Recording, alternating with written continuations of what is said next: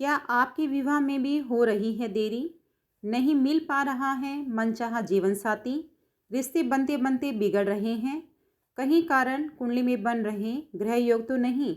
नमस्कार, मैं हूं एस्ट्रोलॉजर ललिता स्वामी और आपका स्वागत है मेरे चैनल एस्ट्रोलॉजी विद ललिता स्वामी में।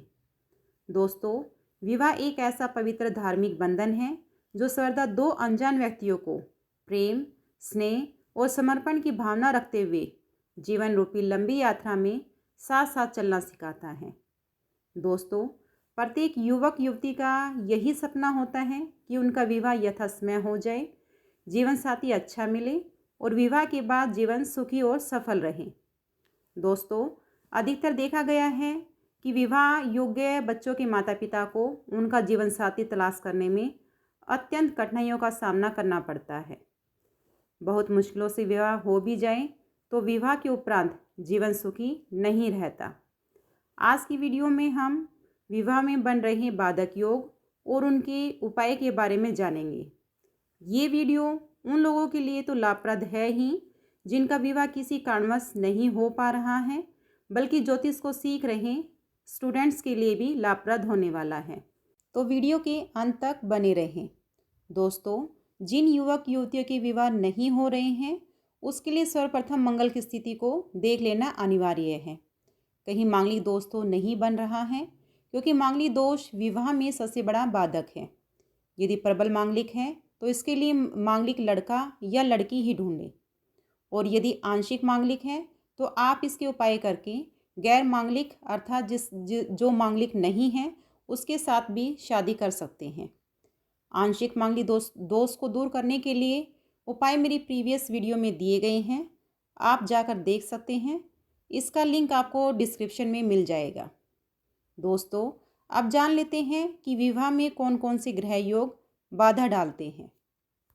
नंबर 1, यदि चंद्रमा तथा शुक्र, मंगल और शनि से सप्तम भाव में हो तो विवाह नहीं होने देते। नंबर 2, स्त्री की कुंडली में यदि गुरु सप्तमेश होकर केंद्राधिपति दोष से ग्रस्त हो या पापी ग्रह के साथ युति एवं दृष्टि संबंध बनाए तो विवाह अत्यंत देरी से करवाता है। नंबर 3, लगन तथा सप्तमेश पर शनि अथवा मंगल की दृष्टि या सप्तम भाव में ये स्वयं बैठे हों। नंबर 4, पुरुष की कुंडली में शनि और चंद्र की युति सप्तम भाव में विवाह नहीं होने देती और वहीं स्त्री की कुंडली में दो विवाह का योग बनाती है।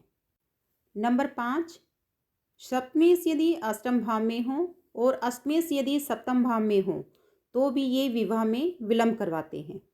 नंबर 6, यदि द्वितीयेश और सप्तमेश द्वादश भाव में हो तो ये भी विवाह में विलंब करवाते हैं। दोस्तों, इसी के साथ कुंडली में यदि पितृदोष, ग्रहण योग, अमावस्या योग, कालसर्प योग अथवा श्रापित कुंडली है तो ये सभी दोष विवाह में बाधा करवाते हैं या रिश्ता कई बार पक्का होकर टूट जाता है। दोस्तों, इसी तरह और अन्य कई योग हैं जिनको एक वीडियो में बता पाना संभव नहीं है, क्योंकि वीडियो लंबी ना हो इसका भी ध्यान रखना होता है। इसलिए दोस्तों, यदि विवाह की उम्र निकल रही है और विवाह नहीं हो पा रहा है तो बिना किसी और देरी के अपनी कुंडली का विश्लेषण किसी विद्वान ज्योतिष से करवाएं या आप हमसे संपर्क कर सकते हैं। दोस्तों, विवाह बाधा को दूर करने के लिए मैं कुछ उपाय यहाँ बता रही हूँ। इसको करके आप विवाह में आ रही अड़चनों को काफ़ी हद तक दूर कर सकेंगे, लेकिन सभी अड़चनें आपकी अपनी कुंडली का पूर्ण विश्लेषण करके ही दूर कर सकते हैं। तो ये उपाय क्या हैं?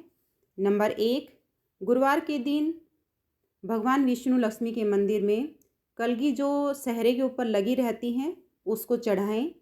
साथ ही बेसन के 5 लड्डू चढ़ाएं और भगवान से शीघ्र विवाह की प्रार्थना करें।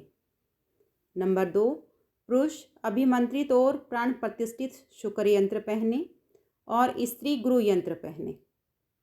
नंबर 3, यदि कुंडली में कालसर्प दोष, मांगलिक दोष या पहला विवाह होकर टूट गया है तो आप प्राण प्रतिष्ठित त्रिशक्ति माँ कात्यायनी यंत्र धारण करें।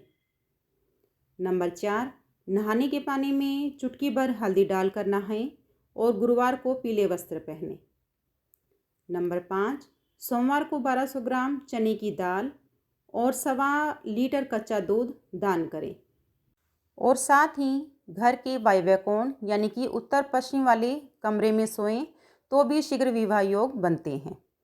दोस्तों, इस प्रकार उपाय करके आप विवाह में हो रही विलंबता को दूर कर सकते हैं। लेकिन पूर्णतः लाभ आप अपनी संपूर्ण कुंडली का विश्लेषण करके करवा सकते हैं कि आपकी कुंडली के अनुसार कौन सा ग्रह बाधा दे रहा है। आशा करती हूँ दोस्तों, आज का वीडियो आपको पसंद आया होगा। अपने विचार कमेंट करके अवश्य बताएं ताकि मैं आपके लिए और बेहतर वीडियो लाती रहूं। चलिए दोस्तों, फिर मिलते हैं एक और ज्ञानवर्धक वीडियो के साथ। तब तक के लिए जय माता दी।